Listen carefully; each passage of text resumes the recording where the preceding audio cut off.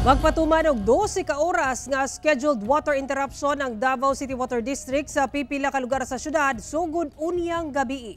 Atong sayro ng detalye sa live report ni Kent Abrigana. Kent?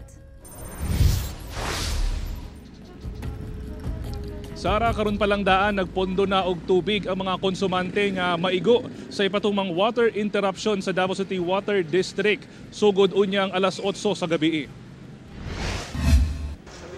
Dinhi sa usa ka karinderya sa Panakan, Davao City, nagsugod na og pondo og tubig ang karinderya owner nga si Gemma. Human ni nasayran nga dunay ipatuman nga water interruption karong gabi.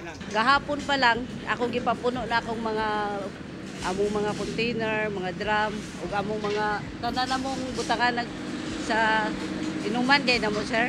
Sumala sa Davao City Water District, magpatuman sila og 12-hour water interruption nga magsugod alas 8 unyang gabi, October 14 hangtod alas 8 sa buntag ugma October 15 sa pipila ka lugar sa Dakbayan.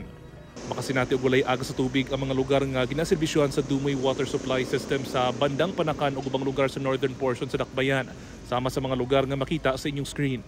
Samtang makasinati usab og hinay ngadto sa walay aga sa tubig ang mga lugar sa Lanang, sa Asa ug uban pang lugar sa northern portion sa Dakbayan, sama sa mga lugar nga makita sa inyong screen. Sa human nato gipagawas no ang ato ang advisory nakapangandam ang mga apektado ng mga customers, nakapundo sila og tubig in clean and covered containers para na sila magamit ng supply throughout the duration sa atong water service interruption.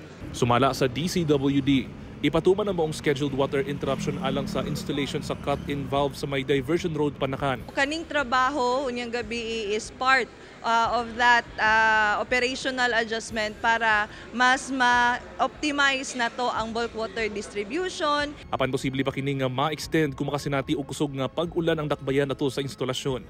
Samtang, aduna sab kini painumdum sa mga konsumante kung mabalik na ang aga sa tubig. Ginapahimangnuan yun na to ang mga customers na before nila gamiton og balik ang tubig, albaw na kung na sila medyo sayo nila na abrihan no than the actual duration, kung na sila mamatikdan no na may dinala pa na mga residue, that's normal, but what you need to do no is to conduct flushing.